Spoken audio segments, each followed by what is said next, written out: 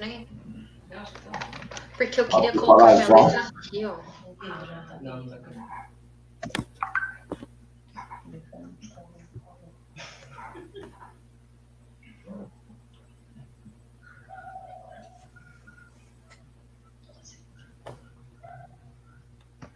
Então, o que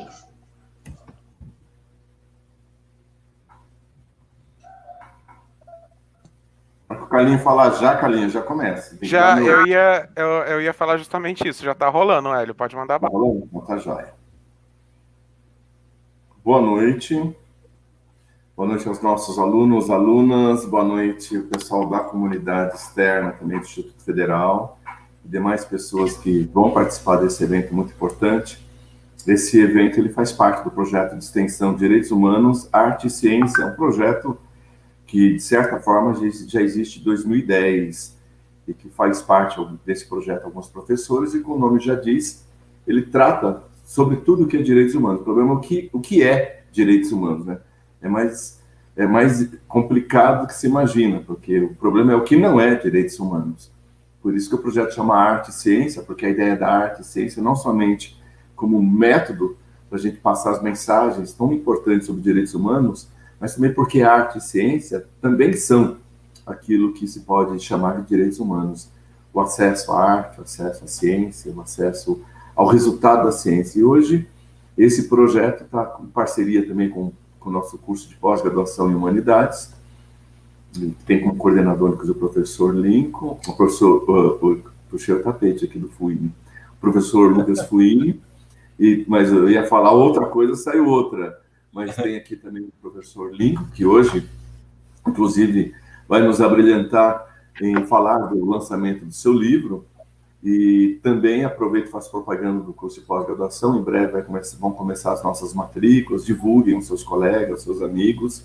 É um curso que já vai para a sua terceira turma, ainda que com a pandemia, a gente está passando por uma experiência difícil, mas com bons resultados. E, então, passem isso. É importante que a gente está fazendo mais um curso de inclusão. E eu fico também feliz, agora falando da terceira e última coisa, já vou passar a palavra para vocês, dar prosseguimento a outras pessoas que vão participar também desse evento, que eu fico muito orgulhoso em poder participar mais uma vez do lançamento do livro do meu amigo, professor Lincoln. Eu tenho muita liberdade e intimidade para chamar de cara, um cara que eu admiro pra caramba, eu gosto muito dos trabalhos que ele faz, não só pela grande amizade que eu tenho, mas o Lincoln já falou e outras pessoas já falam isso de mim, eu sou muito chato e crítico. Então, quando eu elogio, porque a coisa é boa. O último livro do Lincoln, esse atual que vai falar hoje, eu não li ainda e pretendo ler o mais breve possível. O último eu fiquei, se eu já era fã, fiquei mais fã ainda, curti pra caramba, né? Linguagem, estilo literário, eu adoro literatura. Não entendo tanto quanto o Lincoln e a Bia, mas gosto muito de literatura. E a obra do Lincoln é excelente, eu tenho certeza que ela vem a inspiração vem numa crescente, eu tenho certeza que esse trabalho ainda vai se superando sempre. E eu não vou falar muito mais do que eu estou falando aqui, porque eu quero deixar esse espaço mais para a gente usufruir dessa delícia que é falar um pouco conhecer o autor e a sua obra, tá? Bom, nesse momento aí, a gente vai ter uma participação musical, que é uma proposta também do projeto de extensão, por isso que ele chama Arte e Ciência. A gente abre todos os nossos eventos com uma participação de poesia, arte, música, e até para a comunidade externa, se alguém quiser, eu quero um dia participar, lógico, a proposta é essa, que tenha mais participação. Né? Aqui, por exemplo, faz parte do nosso projeto também o Caio, que também é escritor, e a Juliana, que também faz o João Vitor está participando hoje, que faz um trabalho interessante, a Bia, a Amanda está aqui hoje, que é advogada e conhece bastante direitos humanos, tem um grupo bom, interessante, o Fuini faz parte desse grupo, o Matheus, professor de sociologia, e outras pessoas mais aqui, que depois, no decorrer do dia de hoje, vão se apresentando e vão se mostrando aqui. Eu vou passar já agora o prosseguimento à professora Bia, ela e a Juliana, que vão coordenar o trabalho a partir de agora, a começar pela apresentação musical, que eu tenho certeza que vocês vão curtir muito, e logo em seguida vamos conhecer o autor e obra. Mais uma vez, parabéns, Lincoln, agradeço muito em poder participar mais uma vez de um evento tão importante quanto esse. Um beijão para todas e todos. Curtam o momento de hoje, que vai ser super legal. Obrigado.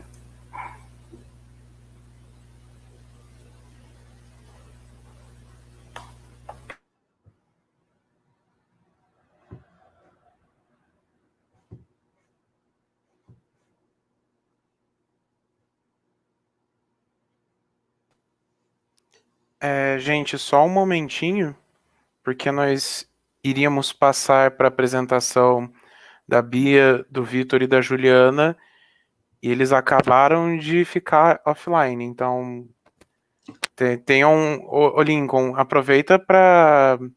Ou você quer esperar? Não, eles voltaram, tá tudo certo. Não vai apresentar, não. Voltaram. Estão aqui. Faz parte.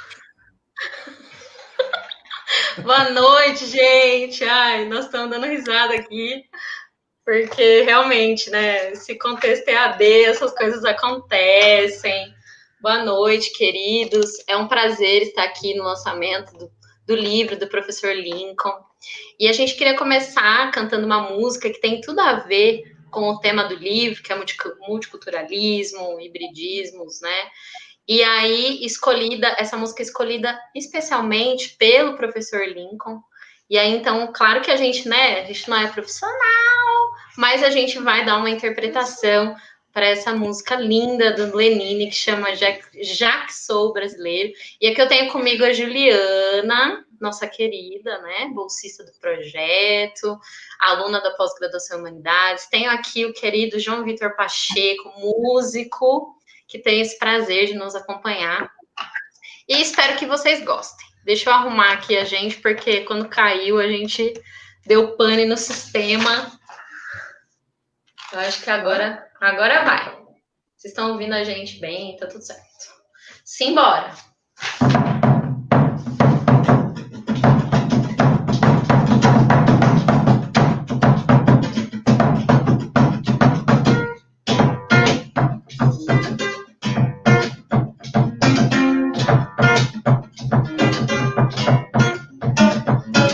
Já que sou brasileiro e que o som do pandeiro é certeiro e tem direção, já que subi nesse ringue no país do swing, é o país da contradição. Eu canto pro rei da levada, na lei da embolada, na língua da percussão, a dança mudando dentro, a ginga de uma mulher, chave dessa nação. Quem foi que fez o samba embolar? Quem foi que fez o corpo sambar? Quem foi que fez a ema gemer na boa? Quem foi que fez o coco cocar? Quem foi? Deixou o oco no lugar. Quem foi que fez o sapo cantor de lagoa? Diga, Tião, foi? Pois fui. Comprei, pagaste, paguei. Me diz quanto foi. Me diz quanto foi. Diga, Tião, foi? Pois fui. Comprei, pagaste, paguei. Me diz quanto foi. Já que sou brasileiro do tempero, do batuque, do tuque, picadeiro, do pandeiro, do repique, do pique, do funk rock, toca patinela no samba da passarela, dessa alma brasileira despencando da ladeira, na zoeira da banguela. Alma brasileira despencando da ladeira, na zoeira da banguela. Já que sou brasileiro do tempero, do batuque, do truque, picadeiro, do pandeiro, do repique, do pique, do funk rock, do toca patinela, no samba da passarela, dessa alma brasileira despencando da ladeira, na zoeira da banguela. Alma brasileira despencando na ladeira, na zoeira da banguela. Diz aí quem foi que fez o samba embolar? Quem foi? Fez o corpo sambar? Quem foi? Que fez a ema gemer na boa? Quem foi que fez o coco cocar? Deixou o oco no lugar. Que fez o sapo cantor de lagoa? Diga, Tião, foi? Pois fui. Comprei, pagaste, paguei. Me diz quanto foi.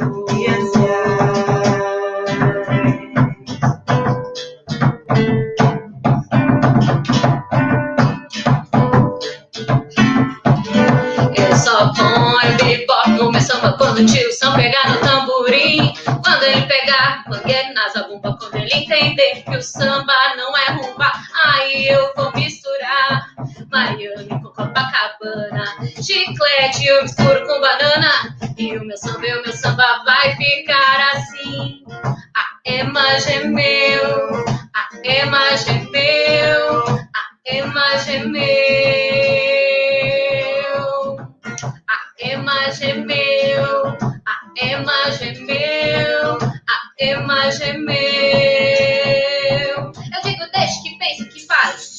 Eu digo, deixa isso pra lá, vem pra cá, o que que tem?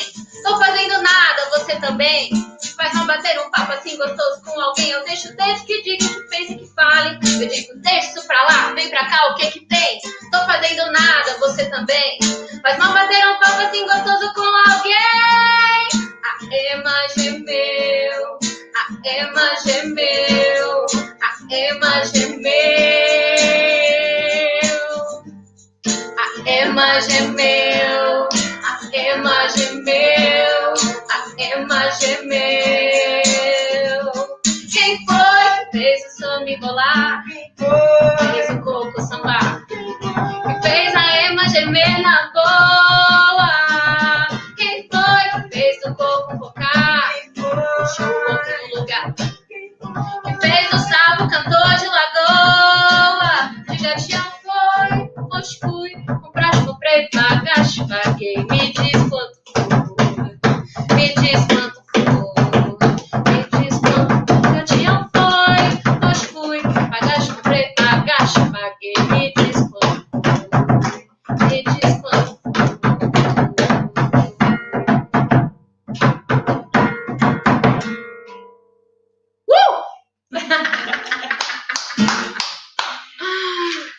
Oh, boa noite, pessoal. Agora, oficialmente.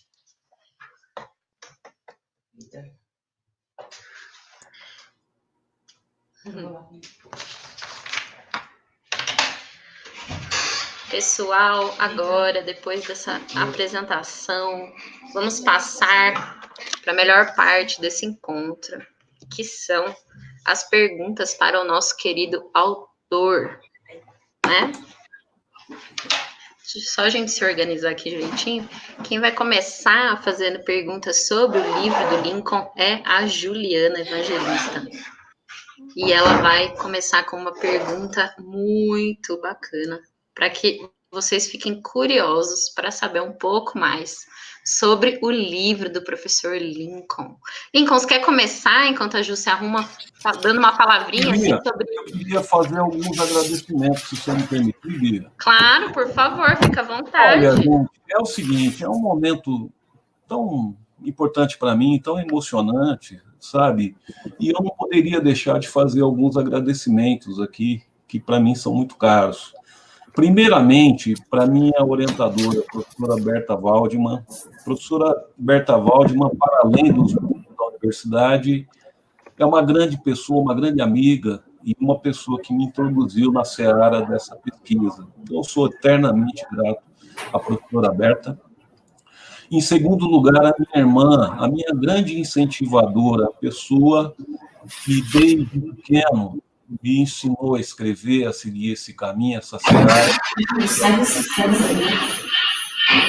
A minha irmã Emília Amaral. Estendo os agradecimentos aos meus outros irmãos. Eu tenho um monte de irmãos, viu, gente? Uma penca. A Dindo, o Maneco, o Alfredo, tá? E as minhas queridas filhas também. A Paulinha, a Maria Emília, que me acompanham sempre. Queria agradecer a figura da minha namorada Elô, que esteve comigo durante a preparação dessa tese. Ela sabe que foram momentos bastante densos, digamos assim. E queria também fazer um agradecimento especial ao meu amigo, a uma pessoa que eu considero, inclusive, como um irmão, que é o professor Hélio Rios.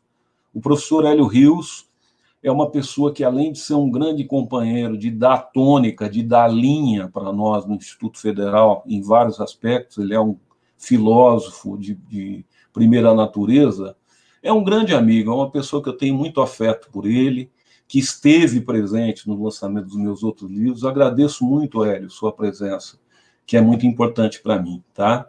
Meu querido amigo, obrigado pela sua presença. Também, a esse grupo do projeto de extensão em direitos humanos, vocês perceberam o pique deles, a energia dessa moçada, que realmente está fazendo um trabalho incrível nesse projeto de direitos humanos. Agradecer ao Carlinhos Fadiga, que é o cara da edição, que está lá trabalhando para a gente poder fazer essa live. A Juliana, que é aluna da pós-graduação e que também tem um projeto muito legal de arte aqui em São João, que é o projeto do Maracatu, Temos a Branca, que é outra aluna também da pós-graduação, professora, a Amanda, que é a nossa advogada do grupo, a Larissa, que é a nossa divulgadora artística, fantástica, e também ao meu querido colega escritor, aluno, Caio Nicolela, que faz parte desse grupo. Quero estender esses agradecimentos. Vocês desculpem, mas a lista é grande, tá? Essa estrela que cantou para vocês agora, o nome dela é professora Bianca. Ela dá aula com a gente na pós-graduação. Então, é uma pessoa de múltiplos talentos que sempre está presente com a gente, sempre está junto. Quero agradecer muito, Bianca, o seu apoio, a sua adesão. Estendendo também ao professor Lucas Fuini, ao professor Matheus, a todos os alunos e todos os servidores do âmbito do Instituto Federal. Quero agradecer muito a EduFiscar, a editora da Universidade Federal de São Carlos, que publicou meu trabalho. Eu tenho uma relação de praticamente 10 anos com essa editora, tenho 4 livros publicados. Muito obrigado, Fernanda Nascimento, muito obrigado a todos os servidores da EduFiscar, que é um lugar, para mim, do coração.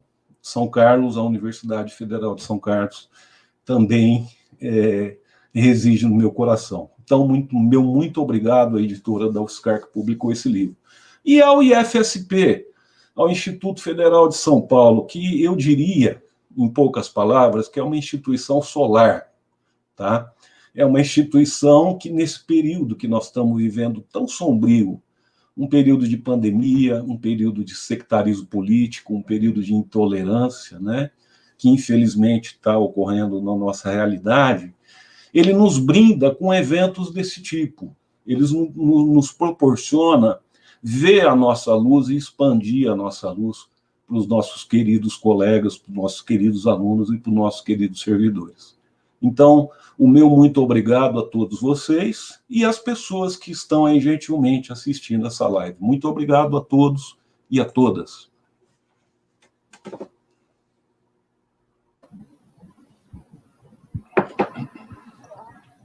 Boa noite a todos e a todas. Professor Lincoln, primeiramente, eu gostaria de parabenizar você pelo lançamento do livro Multiculturalismo entre Lugares e Hibridismos na obra de Moacir Scliar. Então, eu e a professora Bianca preparamos algumas perguntas para que a gente possa saber um pouco mais sobre essa publicação e depois também a gente vai abrir para o público, para a nossa audiência, para aqueles que quiserem tirar sua curiosidade também. Então, a minha primeira pergunta, professor, é a seguinte: por que escrever sobre Moacir Scliar, né? A gente gostaria de saber em que momento, em que ponto se deu essa identificação entre o biólogo, pesquisador, escritor Lincoln Amaral e o legado literário desse, que é indiscutivelmente um dos grandes escritores da literatura brasileira, Moacir Scliar. Porque eu acho que, especialmente no momento que a gente está vivendo, escrever sobre Moacir Scliar é necessário, por várias razões, é muito necessário. A temática desse autor é muito ampla. Ele vai representar, principalmente na sua obra extensa, na sua vasta obra, né, aquelas dificuldades de fundo, dificuldades de adaptação, os dilemas culturais e identitários dos emigrantes, daquilo que a gente chama de estrangeiro, né? Daquilo que a gente aponta como a nossa diferença. Principalmente, eu acho, sabe, Juliana, nesse contexto, nesse momento do atual contexto mundial, em que nós temos uma questão muito sensível, que é a questão dos refugiados e imigrantes, que é tão presente no mundo moderno, né? Milhões e milhões de pessoas vivendo a diáspora, vivendo o exílio da sua pátria, tentando encontrar melhores condições de vida em outros países, em outros lugares, né? Então, eu acho que é realmente um momento que tem muito a ver com a obra desse autor. E eu acho que o olhar ficcional do Scliar, ele pode, assim, nos ajudar a refletir sobre essa complexa questão humanitária, que é uma questão desde sempre da humanidade. Eu diria também, Juliana, que, para além disso, O Moacir Scliar, ele traz na sua obra um misto muito interessante de humor, de ironia, de melancolia. São coisas que estão juntas no seu estilo, assim. E ele desconstrói na ficção dele, inclusive, várias mistificações, digamos assim, de caráter nacionalista, né? Como, por exemplo, a da suposta existência de uma supremacia de parâmetros culturais hegemônicos no Brasil, como se nós tivéssemos uma cultura dominante e aqueles que não se enquadram nessa cultura dominante tivessem que ser excluídos de alguma maneira, né? Então, o Moacir Scliar, ele nos faz olhar, nos faz enxergar para o nosso umbigo civilizatório, ou seja, para o rico processo de mestiçagem cultural brasileira. Ele traz, assim, com brilhantismo artístico. Ele retrata na sua obra também uma coisa que infelizmente é muito visível hoje, que é a corrosão das utopias, né? Um certo desgaste das utopias. Talvez seria mais correto dizer das distopias que a gente vive atualmente. Então, respondendo à segunda parte da sua pergunta sobre a possível identificação que eu, Lincoln, tive com esse autor, eu poderia te dizer o seguinte, tá? A razão principal é o seguinte: eu não sou da área de humanas, eu sou um biólogo de origem. A minha mãe é a biologia. Eu, na verdade, fiz doutorado na área de literatura, trago uma formação híbrida também, que pode ser aplicada no curso de pós-graduação. E o Scliar, ele também era médico. Então, ele traz um olhar na sua obra, um olhar, digamos assim, naturalista na sua obra, tá? Que propõe várias metáforas relacionadas, inclusive, à ciência e ao mundo natural. Isso me atraiu muito enquanto pessoa, enquanto biólogo, enquanto pessoa que estava com um projeto que pretendia também entrar nessa vida ficcional. Então, essa dupla face do Moacir Scliar me seduziu bastante, tá? Uma vez que eu sou biólogo, como eu já disse, também arrisco escrever aí alguns livros ficcionais. É isso. Tá ótimo, professor. Agora a professora Bianca vai fazer a próxima pergunta. Boa noite, Lincoln. Não sei se eu te falei boa noite, foi tudo tão corrido. Queria falar que é um prazer estar aqui, né, de ter lido o seu livro, de estar te entrevistando, né, fazendo essa porta de entrada aí para os futuros leitores. No seu livro, você analisa 4 romances, né, do Moacir Scliar, que são O Exército de um Homem Só, O Ciclo das Águas, Os Voluntários e Cenas da Vida Minúscula. Eu queria que você contasse um pouquinho para a gente sobre esses romances, né, fizesse assim contasse um pouquinho por que você escolheu esses romances, o que você viu que eles tinham em comum. Perfeito, Bia. Obrigado pela pergunta. Eu queria, antes de responder, só saudar aqui a presença da maravilhosa professora Simone de Libras, que é nossa colega, nossa companheira, nossa amiga do Instituto Federal, que está presente nessa live também, fazendo a tradução dessa live para Libras. Muito obrigado, Simone, pela presença. Bom, sobre a sua questão, Bia, é o seguinte: eu vou tentar resumir de uma forma objetiva a escolha desses 4 romances, tá? E caracterizar bem rapidamente cada um deles. Porque eu acho que interessante é o público leitor depois ir buscá-los, porque são romances que valem a pena de fato. Em primeiro lugar, as personagens protagonistas desses 4 romances que você citou, elas têm uma característica em comum: elas são imigrantes de origem judaica ao Brasil. Elas imigraram principalmente do leste europeu para o Brasil, para a América, né? E acabaram, em função de várias questões, chegando até o Brasil. Então, o contexto é esse. O contexto histórico em que essas obras estão aí escritas, ele remete às primeiras décadas do século XX, década de 1920, 1930, por aí, aonde houve, de fato, aquele grande período de emigração para o Brasil, né?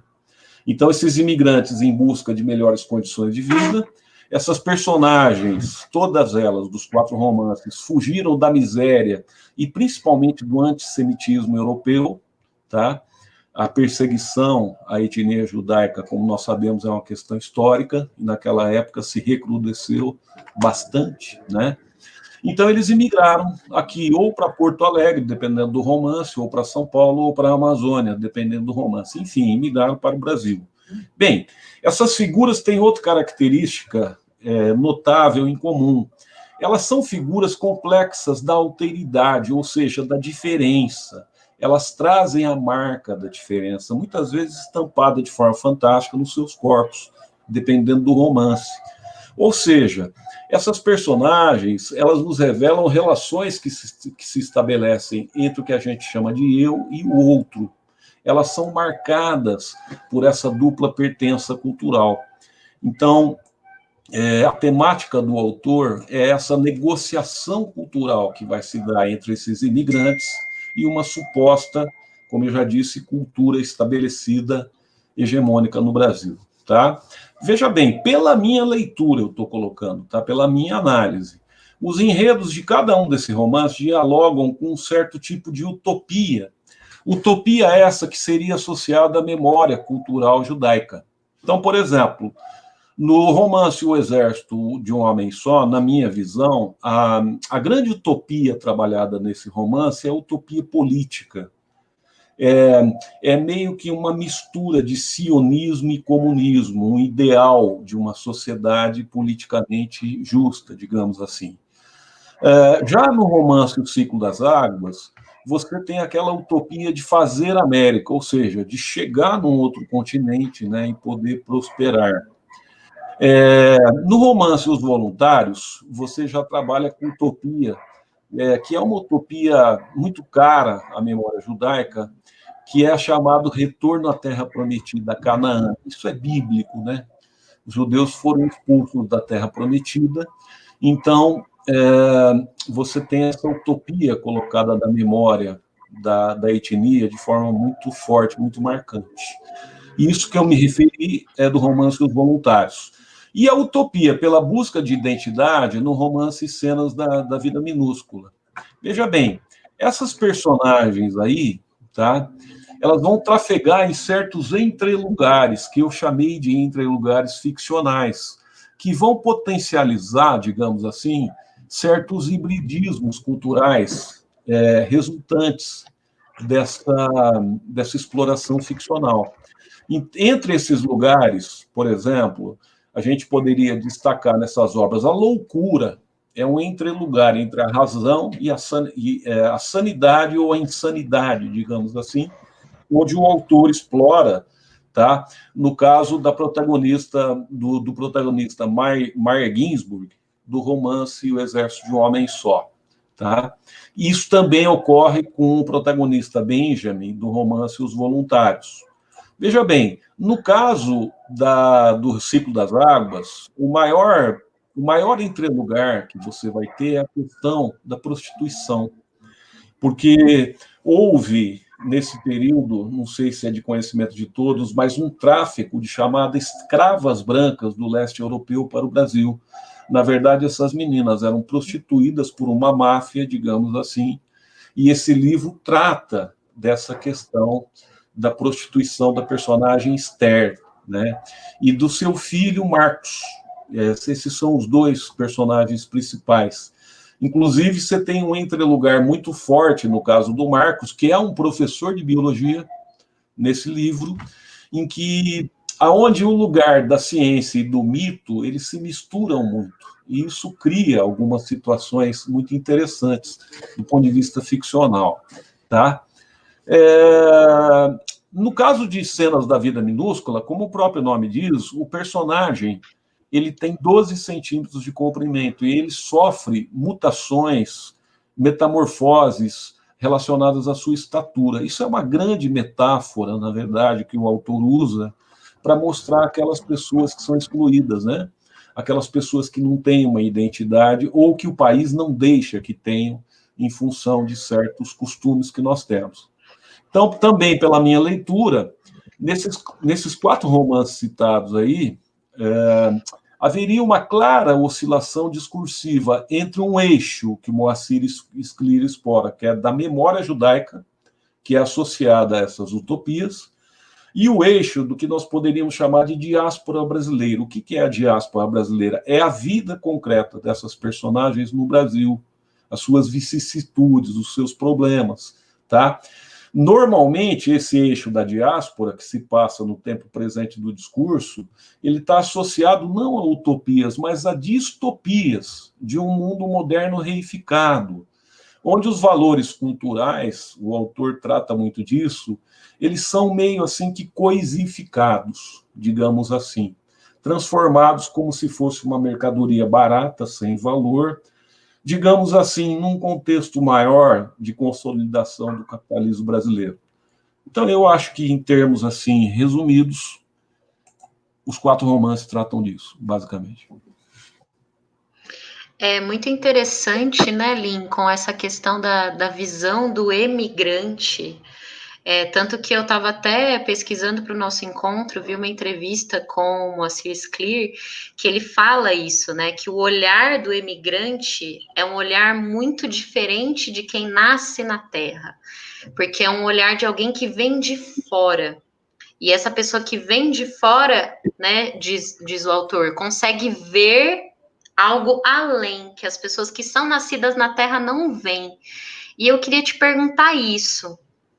Na sua opinião, o que o Moacir Scler viu no Brasil que a gente não viu? Bia, mais uma excelente pergunta. Olha, eu vou tomar a liberdade de responder a tua pergunta pegando um excerto aqui, pegando um fragmento de um texto do próprio Moacir Scler, em que ele próprio, acho que responde essa questão, um trecho bem pequeno, mas eu acho que vale a pena. Ele diz assim, abre aspas, tá? O estranho é frágil como uma larva, treme por qualquer coisa, vive assustado. Ele não fala a língua do lugar, ele vem do mar, ele vem do rio. Chega uma noite, é alojado em albergues, depois mora em cortiços úmidos e sombrios. A luz clara é objeto de deboche pior, um frequente bode expiatório. Mas ele espia com S e espia com X. E aí, no olhar está o primeiro poder do estranho. O estranho vê o que os outros não veem. Olho arguto, olho mágico. Ele enxerga poros nas superfícies lisas, minúsculas fissuras no revestimento. O estranho, até então frio e vazio, como um ventre de larva, é agora um olho enigmático, fecha aspas. Então, nas palavras do Scler, eu diria que na visão artística desse escritor, o que aparece é, de fato, o que ele chama de olhar enigmático, sabe, Bia? Esse olhar enigmático que é também a representação do olhar do estrangeiro, do marginal, da alteridade, da nossa confrontação com as diferenças, sabe? Ele reconstrói, por meio da sua ficção, na minha visão, essas hibridizações culturais resultantes aí desse processo de constituição da mestiçagem étnica brasileira. Uma mestiçagem que é tão bela, que é tão bonita no nosso país, mas que é tão rebaixada também, muitas vezes, né, de uma forma bastante rude. Em outras palavras, Bia, eu diria para você que o olhar científico do Moacir Scler, ao passo que ele tem uma visão realista, como se fosse um olhar científico, ele também é simultaneamente um outro olhar, um olhar que a gente poderia chamar de olho arguto, tá?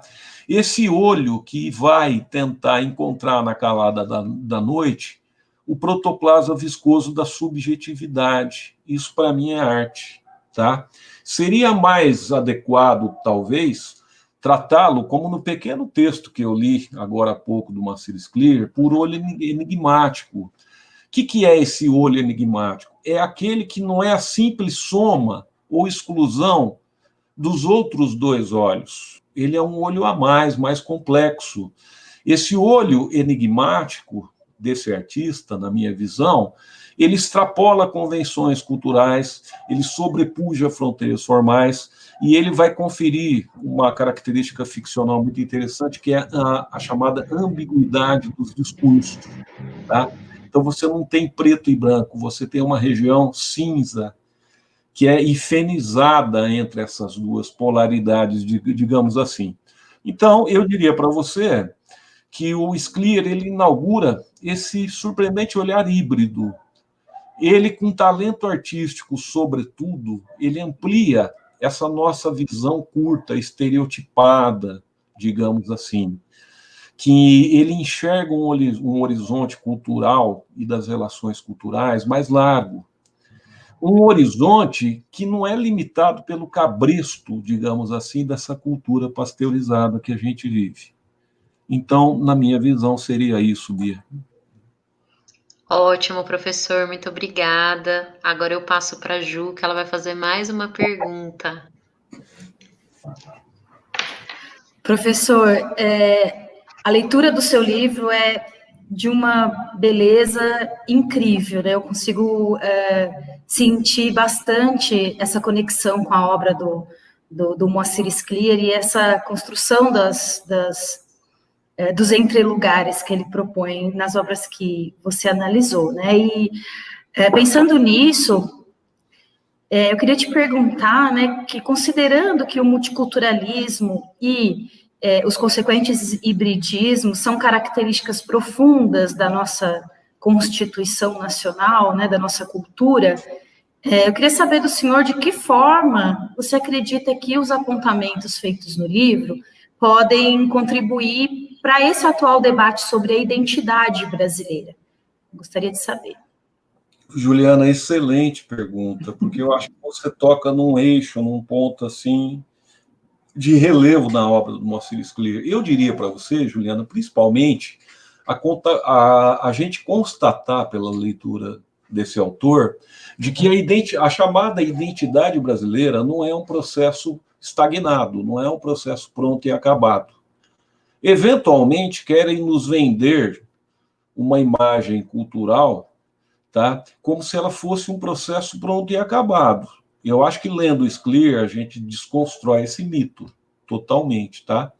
Muito pelo contrário, eu diria. O desenvolvimento da construção de uma identidade nacional, que resulta da leitura desses livros, é extremamente dinâmico. E ele vai resultar de um processo, de um complexo processo de negociações identitárias e culturais, tá? Que inclusive se encontra em permanente processo de aperfeiçoamento e evolução. Assim, Juliana, eu acho que esse livro questiona, de fato, ele entra em questionamento frontal com a existência de uma suposta identidade nacional oficial ou oficiosa, tá? Tratando-a mais como uma mistificação de natureza ideológica. Então, o Moacir Scliar, no seu trabalho, trabalhando com esses marginais, trabalhando nesses entrelugares, trabalhando nesses hibridismos, ele desmonta, ele desconstrói a ideologia dominante que está por trás dessa chamada cultura dominante nacional.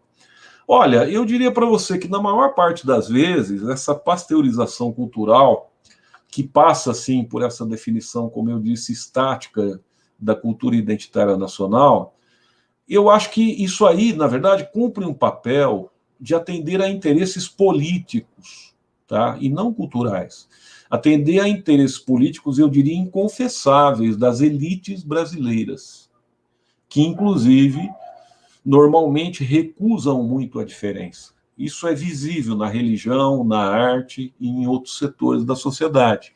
Então, ao meu ver, o processo de construção da identidade nacional, para que ele tenha legitimidade, ele precisa dar mais voz e visibilidade às múltiplas pertenças culturais contidas na diversidade brasileira, na diversidade cultural, na diversidade étnica, na diversidade social, tá? E, infelizmente, o que acontece? A cultura dominante não abre muito espaço para que essas vozes possam ser ouvidas. É isso, Juliana. Obrigada, professor. A leitura do seu livro é um convite àqueles que não conhecem profundamente a obra do Moacir Scliar, e aqueles que conhecem, é uma reflexão extremamente importante. A próxima pergunta agora quem vai fazer é a professora Bianca.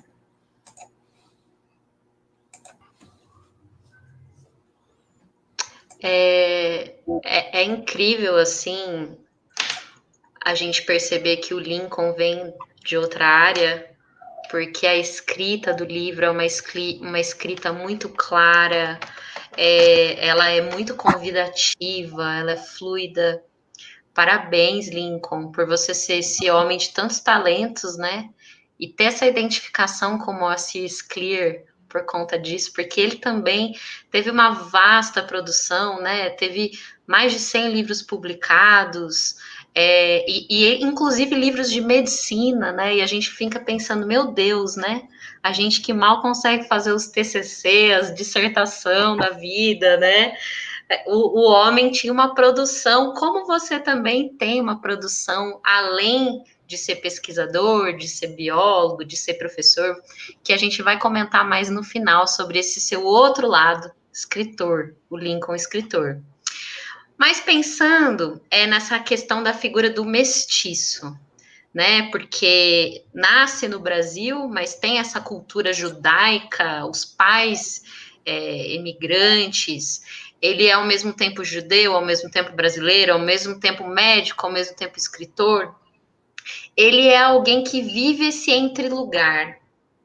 E é interessante a gente ver como que isso aparece nos romances, que você diz que tem os dois eixos narrativos, né? Um que vai para o passado, que traz essa herança judaica, outro que vai para o presente, que trata mais dessa realidade brasileira, do Rio Grande do Sul. Isso é muito legal também a gente pensar, né? Que ele escreveu sobre o Rio Grande do Sul, que é o lugar que ele nasceu e viveu e tal. Mas, enfim, você diz no livro que ele faz a gente repensar o que é alteridade. E aqui eu cito um trechinho que você colocou, muito bonito, que diz assim, abre aspas, não se trata apenas de nossa aptidão em aceitar o outro, mas de estar em seu lugar. O que equivale a pensar sobre si e a se fazer outro para si mesmo. Então, eu gostaria que você contasse um pouco para nós qual que é esse significado de alteridade na obra do Moacir Scliar. Nossa, Bia, que excelentes perguntas que vocês estão me fazendo. Puxa vida, com leitoras assim fica fácil a gente escrever, porque vocês vão no cerne realmente das questões. Sabe, Bia, isso que você está colocando, a questão da alteridade, da diferença, até existe uma certa modinha atual contida naquilo que se convencionou chamado discurso do politicamente correto, né? Tá? De que nós devemos aceitar a diferença do outro. Essa coisa de aceitar me soa um pouco forçada. Eu acho que não se trata de aceitar, tá? Inclusive, assim, essa suposta aceitação contida nesse discurso politicamente correto, ela parece, assim, que alude a uma certa tolerância civilizada. É como se eu aceitar a diferença, eu vou ser, assim, uma pessoa civilizada, tolerante. Então, na verdade, isso não é uma aceitação, é uma tolerância, no meu ponto de vista. Eu acho que a obra do Moacir Scliar, ela nos propõe um desafio mais profundo com relação à diferença, com relação à alteridade, tá? Um desafio realmente bem mais profundo, que seria o seguinte, aquele de se abrir de fato à diferença. O da gente poder relativizar as nossas próprias crenças, da gente poder retirar as nossas próprias máscaras identitárias para se constituir pelo outro. Não se trata de aceitar o outro, se trata de se constituir através da diferença do outro. No meu entender, é isso que esse artista nos propõe com a sua ficção. Sabe, o ser humano, vamos um pouquinho para o lado biólogo. A nossa espécie Homo sapiens é uma espécie eminentemente social. O homem é um animal social. Há milhares de anos atrás, os nossos ancestrais bia-hominídeos, eles eram seres tribais, tá? Que viviam em pequenas tribos, normalmente caçadores-coletores, né? Eles criaram códigos rígidos de convivência social, os nossos ancestrais hominídeos, que, atendendo talvez a imperativos da sua própria sobrevivência, excluía, rejeitava, demonizava as outras tribos. Ou seja, demonizava a diferença. Veja bem, eu não sei se isso é um dado genético ou cultural, ou se isso é um dado híbrido entre os fatores biológicos e culturais. Mas eu queria citar a respeito desse assunto, um trecho do eminente antropólogo Claude Lévi-Strauss, que faz uma observação bastante interessante, que eu acho, sobre essa questão da alteridade. O Strauss fala para nós o seguinte: há um número imensurável de culturas, abro aspas, tá? Há um número imensurável de culturas, todas elas, sem exceção, possuem linguagem, técnicas, arte, conhecimento do tipo científico, crenças religiosas, organização social, econômica e política. Continuando com o Strauss, a atitude mais antiga, veja bem, mais antiga, tá, da nossa ascendência, e que repousa, sem dúvida, sobre fundamentos psicológicos sólidos, consiste em repudiar pura e simplesmente as formas culturais, morais, religiosas, sociais e estéticas mais afastadas daquelas com que nos identificamos. Então é mais ou menos assim: eu odeio tudo aquilo que não é da minha tribo, tá? Assim, continuando com o Strauss, há sentimentos primitivos, tá? Isso é um dado primitivo dos sapiens, da nossa espécie Homo sapiens, que tentam negar a humanidade da diferença, ou seja, da alteridade daqueles que são chamados por nós, eles são diferentes, né? Então eles são os bárbaros, eles são os selvagens. Tá? Isso é um dado que eu acho que contribui com a nossa discussão. Nós estamos tentando fazer um bate-bola ficcional e de evolução da espécie humana, algo um pouco embolado, mas que eu vou tentar chegar lá. Veja bem, na minha visão, o Scliar, nessa perspectiva, digamos assim, evolutiva, tá? Ampla de enxergar simbolicamente a questão da alteridade, que resulta, claro, essa questão da alteridade das diversas negociações identitárias, né? Ela parece sugerir que a nossa espécie, o Homo sapiens, regulou, através da nossa cultura, o nosso próprio processo de seleção natural. O Homo sapiens sobrepujou a natureza. Não sabemos até quando, mas até então tem sido assim, né? Então, só tem um probleminha: nós não somos mais seres tribais. A gente vive hoje na aldeia global multicultural. A gente não é mais um animal tribal. Então, o que o Moacir Scliar nos propõe, tá, é a liberdade de viver de forma ampla a alteridade, de forma ampla a diferença. Mais do que isso, eu diria, de nos constituirmos dela para além dos preconceitos tribais, grupais, étnicos, culturais, dos rótulos, dos preconceitos e das castrações impostas pelo que é chamado, pelo mito que é chamado por aí de cultura hegemônica. Então, eu acho que seria isso. Excelente, professor. E se a gente pensar na arte, a arte é esse lugar onde reside esse encontro, onde a gente pode ler na voz dos personagens outras experiências, outras vivências. A arte é o encontro com o outro, é um encontro que transforma.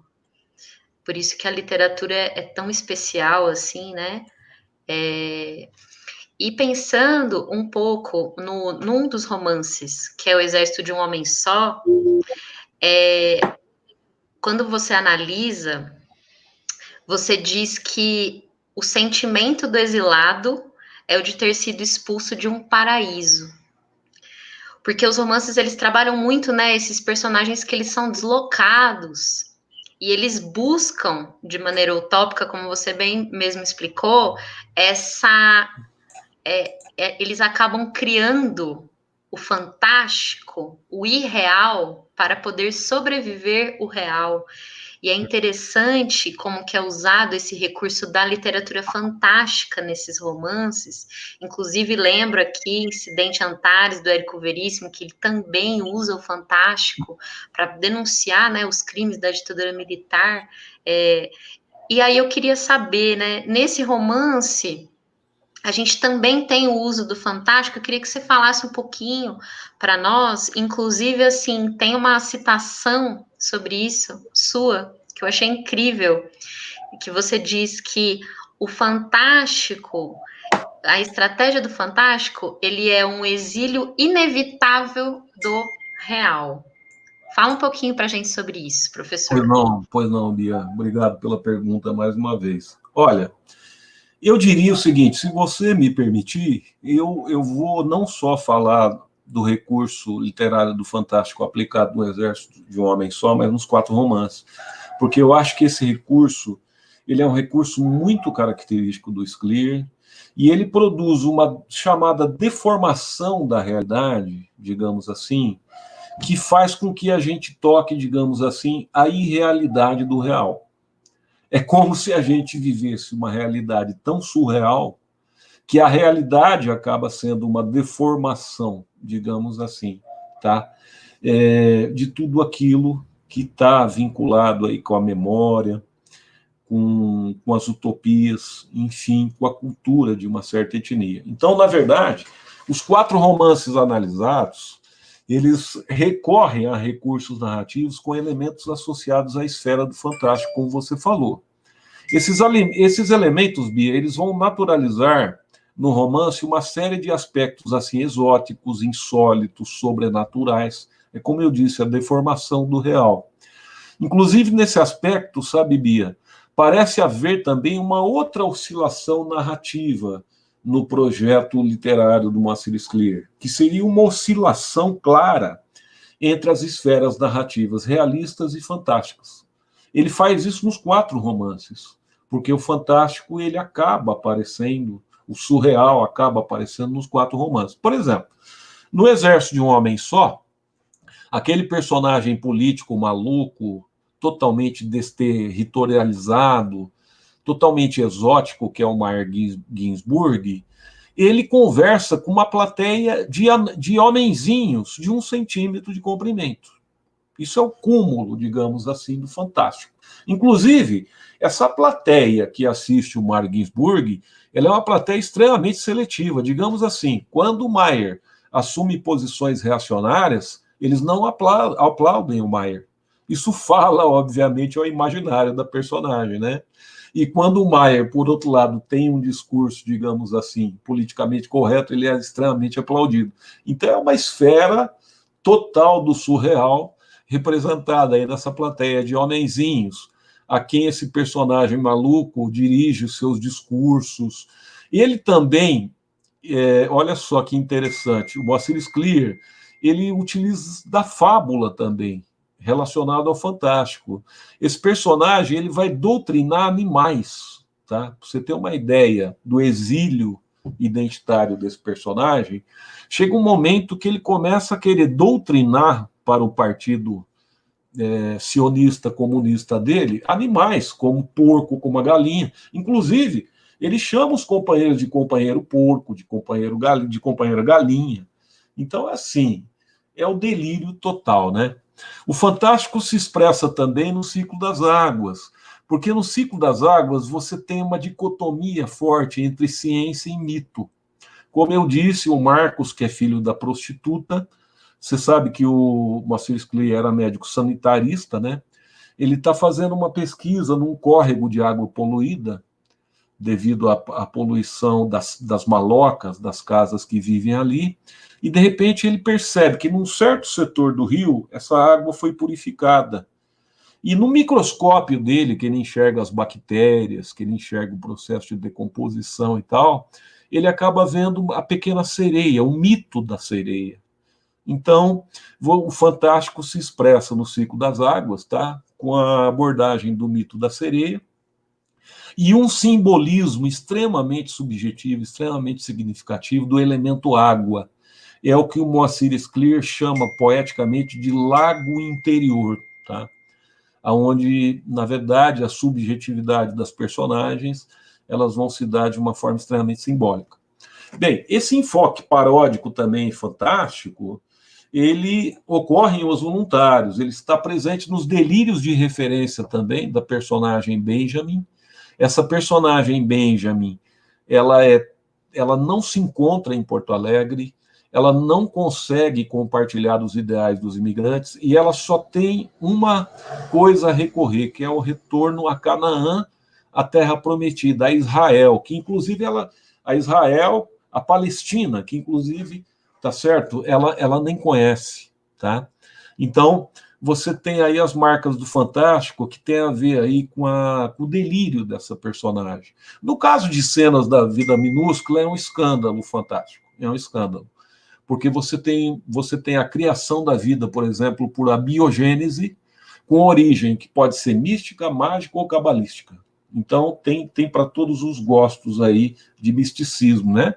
Você tem uma colônia de homúnculos na Amazônia, formada, e você tem as metamorfoses na estatura do personagem, que cresce, que se rebaixa, enfim, a grande metáfora da busca da identidade nacional, talvez uma busca de todo um país, né, por identidade nacional. Então, ao meu ver, o uso do fantástico serve como metáforas que vão apontar dialeticamente, na minha visão, para os traços que a gente pode chamar de traços irreais da realidade. Por isso eu estou falando que é dialético, tá?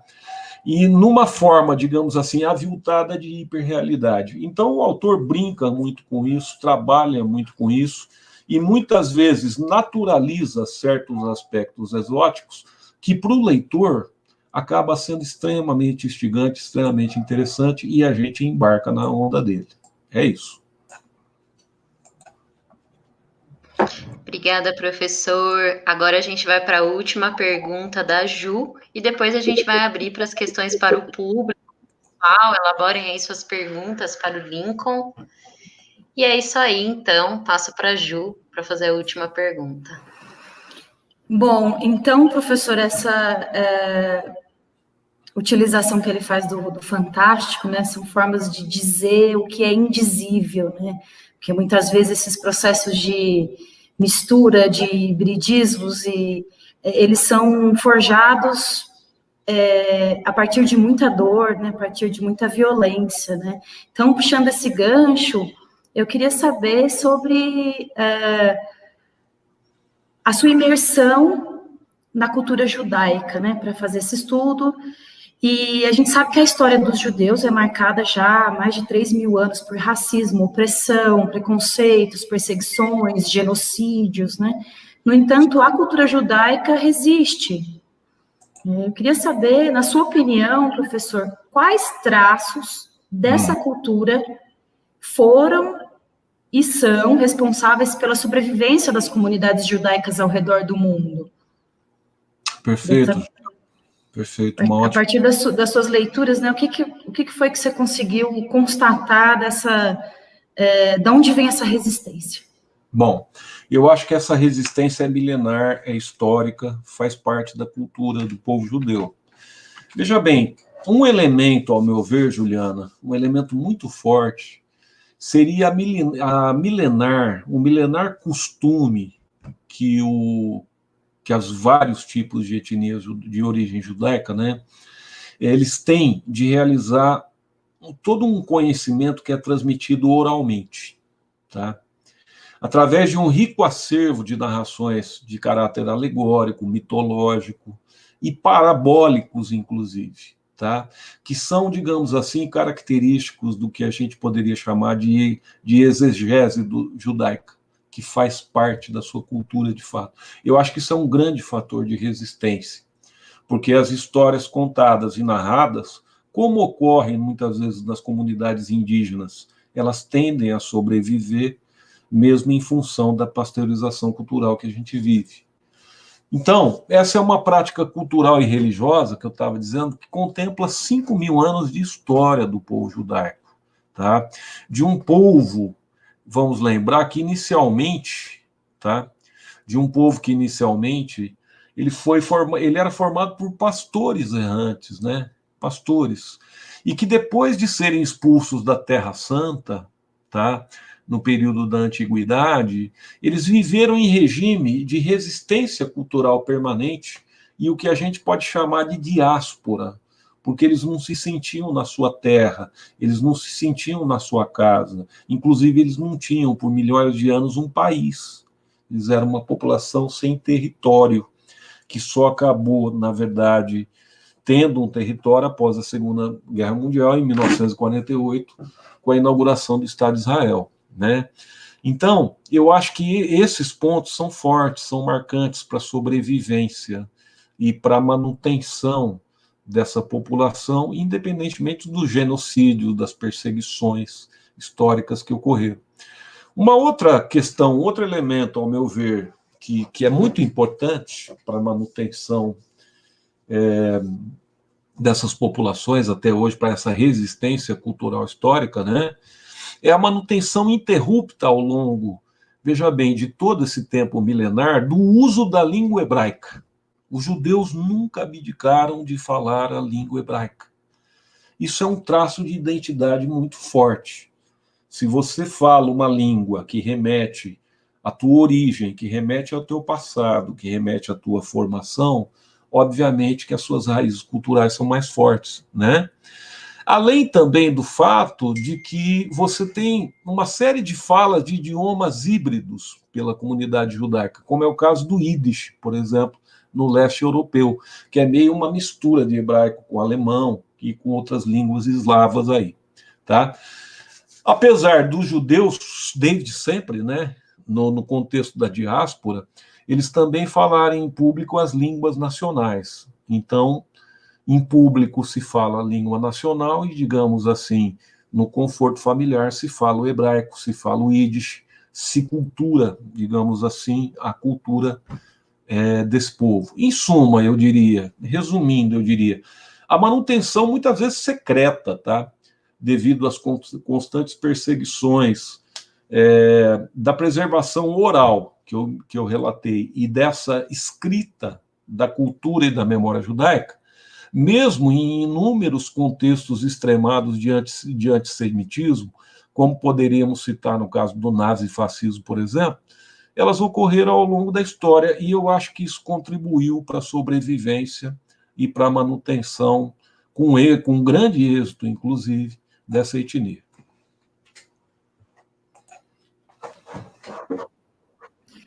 Perfeito, professor, obrigada. Agora eu vou passar a palavra para a Amanda, que vai trazer algumas perguntas feitas pelo nosso público via chat do YouTube. Não vou passar para o Caio, desculpa. Antes da Amanda tem o Caio ainda. O Caio vai fazer algumas colocações também. Obrigada, professor. Obrigado, Ju. Olá, boa noite, professor, boa noite, colegas, companheiros que estão nos assistindo.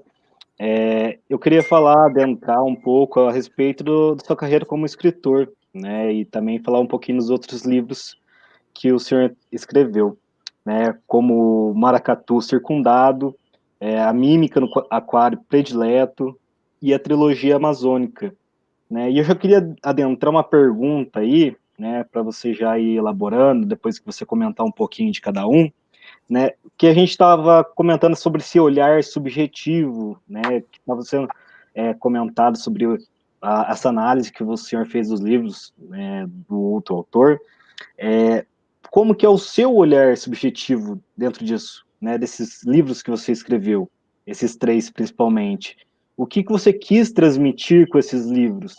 E qual foi o seu processo de mudança após escrevê-los, né, após concluí-los eles? Tá, que bela pergunta, Caio. Eu acho que nós, Caio, os escritores, principalmente de ficção, como eu, como você, como vários colegas nossos, né, a gente faz, na verdade, num projeto literário, na produção de um texto, uma imersão na gente mesmo, com certeza. Uma imersão que eu acho que tem a ver um pouco com o que a gente acabou de falar um pouco sobre a obra do Sclir. Claro que nós estamos falando da minha produção, mas eu queria pegar um gancho, que ao mesmo tempo que você faz um mergulho dentro de você, você também precisa sair de você. Você, na minha humilde opinião, para você tentar ter uma visão artística, uma visão criativa, literária, muitas vezes você tem que sair um pouco dos seus valores, até para você sentir o outro, para você poder entrar na pele do outro, digamos assim. E a partir dessa experiência da pele do outro, talvez surja um processo criativo. Então, eu não sei se eu soube me explicar, mas eu acho que um pouco tem a ver com essa imersão que eu estou te falando. Em relação aos meus livros, Caio, eu gostaria de mostrar rapidamente o meu primeiro livro, meu primeiro romance, foi esse aqui, chamado Mímica no Aquário Predileto. Esse romance foi publicado em 2011. Esse romance, o contexto dele tem muito a ver com a questão da vida universitária no Brasil, tá? Da vida universitária do Brasil no contexto da década aí de 80, tá? Do século passado, já que eu sou um grande dinossauro. Então, o que acontece? Nesses anos 80, o que nós tivemos foi uma marcante participação política da juventude no Brasil no contexto do final da ditadura militar. Então, na realidade, o contexto, digamos, realístico do livro é esse, mas ele é um romance. Então, na realidade, ele tentou abarcar as relações afetivas, as relações de companheirismo, o aprendizado, o processo, a imersão que nós temos ao sair dos nossos lares familiares, para você ter uma formação num aquário diferente, digamos assim, que é o aquário universitário. E por que o aquário? Porque a realidade do Brasil naquele momento era tão terrível que esses espaços privilegiados como a universidade, de fato, proporcionavam para a juventude um aquário identitário, onde você podia sair um pouco da censura e de uma série de questões que nos castravam na época, tá? O segundo livro é este, que é um livro totalmente ficcional. Esse primeiro livro é um livro que tem um pouco a ver com a minha história, o Mímica. Esse segundo livro, não. Esse segundo livro é um livro totalmente ficcional, tá? Aonde eu leio, eu não consigo achar o Lincoln aqui. Então, eu fiquei muito satisfeito com esse livro, porque ele não é um livro autocentrado. Ele é um livro chamado Trilogia Amazônica, Hipócrates, o Xamã e o Escriba, na verdade, que conta a trajetória de 3 personagens: um médico, um feiticeiro, tá? De uma tribo indígena. Na verdade, ele é de uma tribo indígena, que é a tribo Kaxinawá, que ocorre ali na região amazônica, tá? A trajetória de formação dele, e de um escritor que vai ser formado no contexto da história, mas ele é um guerrilheiro boliviano, na verdade, esse personagem, que inclusive lutou na guerrilha comandada pelo Che Guevara na Bolívia, que foi, na verdade, inclusive o local da morte do Che, né? Então é um livro ficcional que tem, na verdade, por pano de fundo, a Amazônia brasileira. A Amazônia, as lutas da Amazônia, as questões que nós tínhamos relacionadas ao desenvolvimento da Amazônia, os embates, por exemplo, que nós tivemos históricos, tá? Entre uma cultura extrativista tradicional e uma economia predatória, por outro lado. Então, é um livro que trata de muita coisa, mas uma coisa eu te garanto, Caio Nicolello: o Lincoln não está aqui. Pelo fato do Lincoln não estar aqui, eu fiquei feliz, porque eu falei, eu não quero escrever de mim, eu quero escrever sobre o outro. Eu quero tentar investigar o universo alheio, não o meu próprio, entende? E tem... Mas professor, deixa eu entrar nesse aspecto.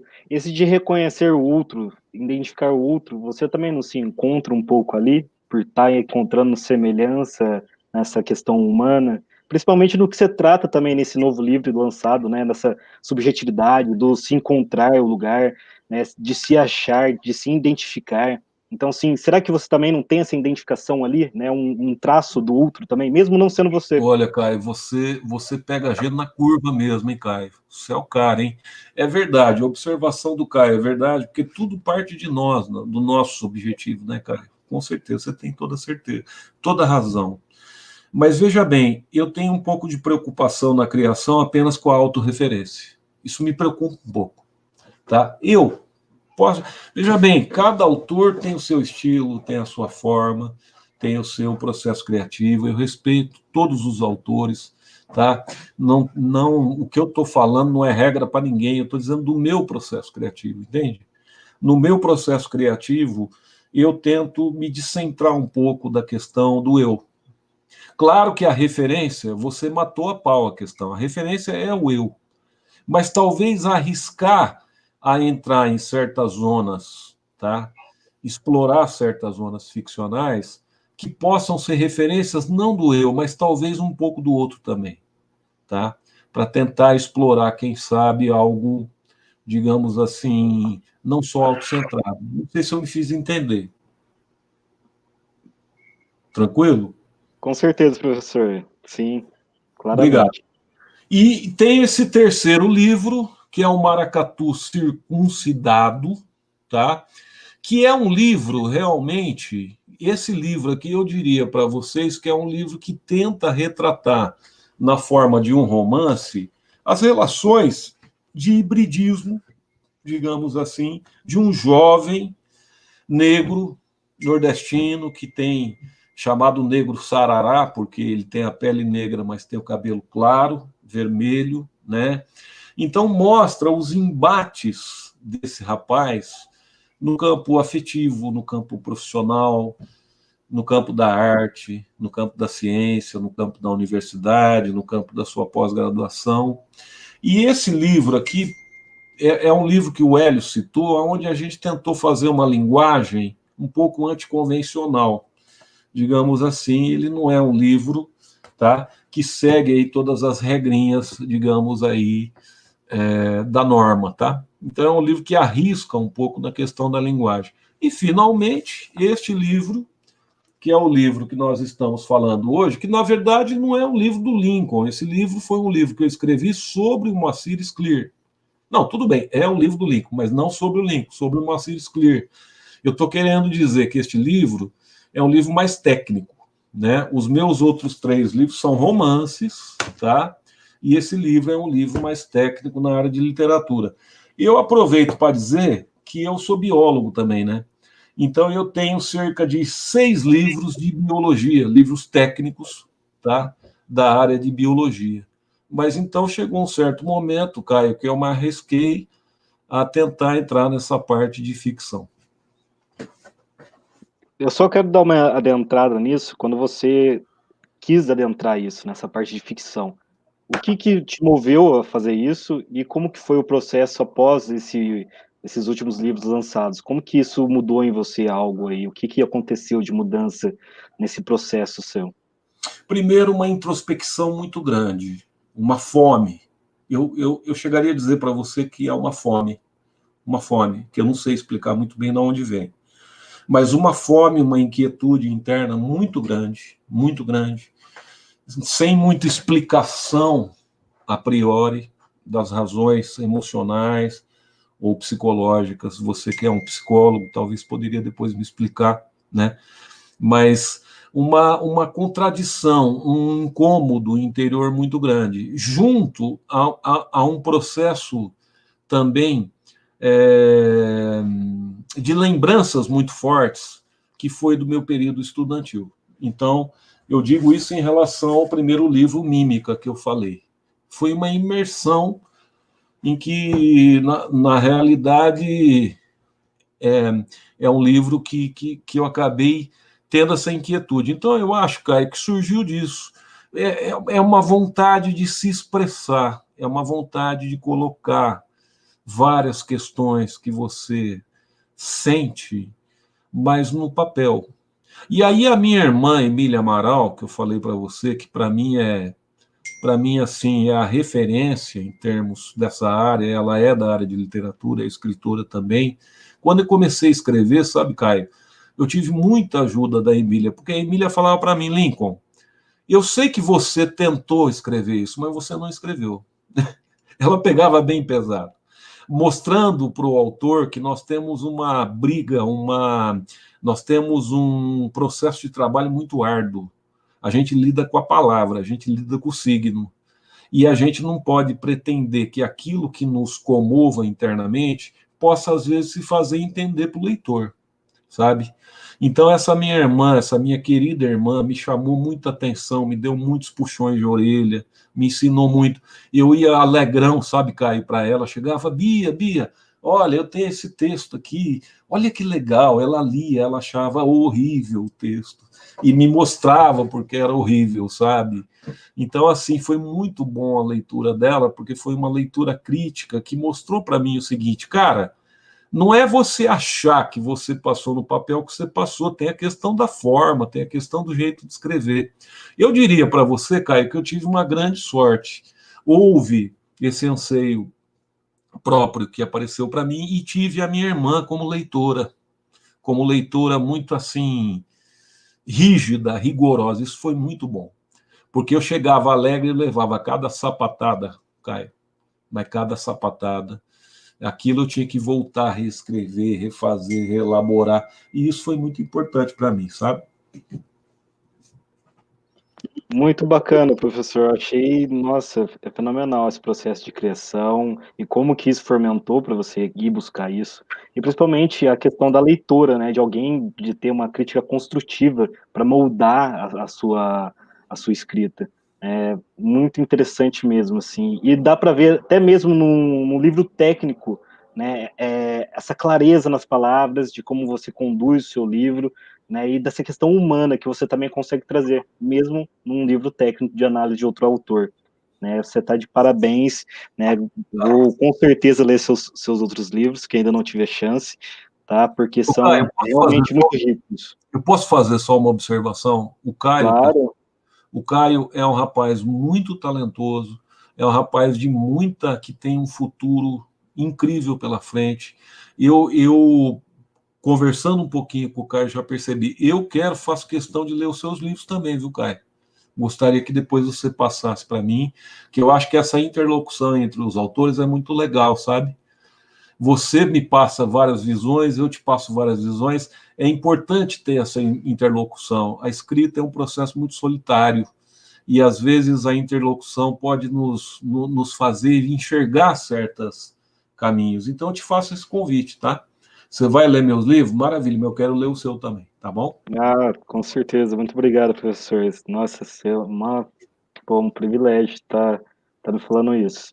Né? E realmente é um caminho solitário essa questão da escrita, principalmente no Brasil, né? E principalmente o que a gente pretende tratar nas próximas lives, né? A literatura como transformação, né? Para a gente tratar dessa questão da literatura, né? Nas comunidades, né? Como que a gente pode fomentar isso.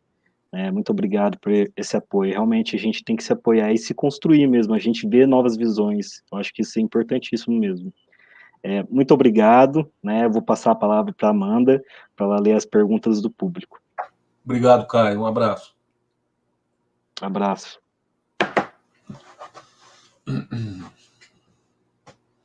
Lincoln, entrando agora nas perguntas do público. A Fabi falou pelo chat, o maracatu circuncidado coloca sob os holofotes a contribuição dos judeus para nosso caldeirão multicultural.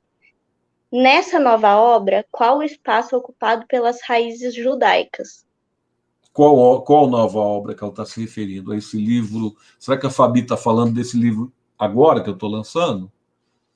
Olha, o Fabi... Isso, do lançamento.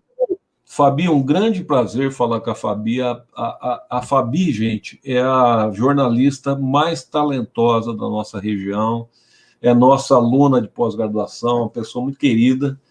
Ô, Fabi, eu acho que as raízes judaicas, como foi falado em toda a live, ela é o pano de fundo do livro, ele é o material ficcional do autor, sabe?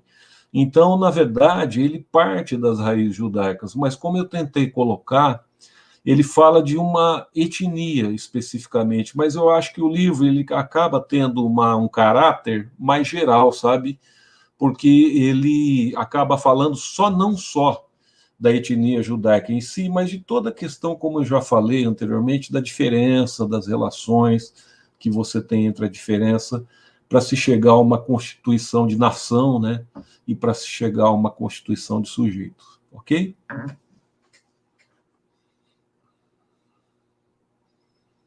Certinho, professor. Ela fala também sobre o senhor ter saído de um romance, né, para um livro de análise. O que muda e por que muda? Olha, Fabi, muda muita coisa, radicalmente muda. Porque, primeiro, que a Fabi é muito inteligente, ela pegou, de fato, essa diferença. Esse livro último que eu fiz é um livro técnico, Fabi. Eu não tenho, como eu disse para você, é uma leitura que eu faço da obra de outro autor, é um livro técnico da área de análise literária, entende? Então, ele não é uma criação ficcional. Eu estou analisando o autor, eu estou, de fato, analisando a criação ficcional de um outro autor. Já o processo, como a gente falou para o Caio, de elaboração e de imersão de um romance, eu diria que é algo um pouco mais... Eu diria, na minha visão pessoal, que é uma coisa um pouco mais complicada, porque aí é uma inversão, como a gente falou, é uma imersão que você faz em si mesmo, com a sua própria subjetividade, e é onde você vai tentar se expressar artisticamente sobre ela. Ok?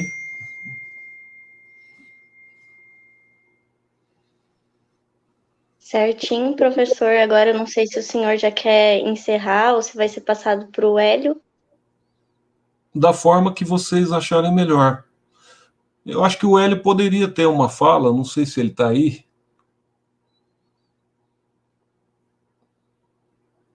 O Hélio ainda está aí?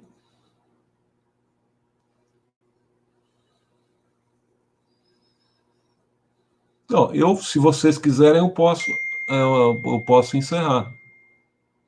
Ou se a Bianca quiser ter uma fala, fica à vontade também, Bianca. Professor, nós agradecemos muito nossa sua disposição de responder as perguntas. Eu particularmente digo que eu gostei muito do livro. Ele me fez pensar coisas assim, a matemática, essa questão do judaísmo, do outro, que tem tudo a ver com essa provocação no sentido de desmistificar o que é hegemônico.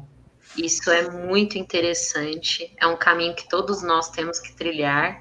E aí o professor Hélio aí está entrando para dar essa palavra final. Eu gostaria de falar, né, para os nossos ouvintes que leiam o livro. E eu acho muito interessante essa questão da fusão dos opostos, da cultura judaica, que aparece também nos romances e que o professor abordou com tanta maestria. Parabéns, Lincoln. Obrigado, Bia. Muito obrigado por tudo, viu? Muito obrigado mesmo. Pela música linda que você cantou, pela sua voz maravilhosa, tá? Muito obrigado.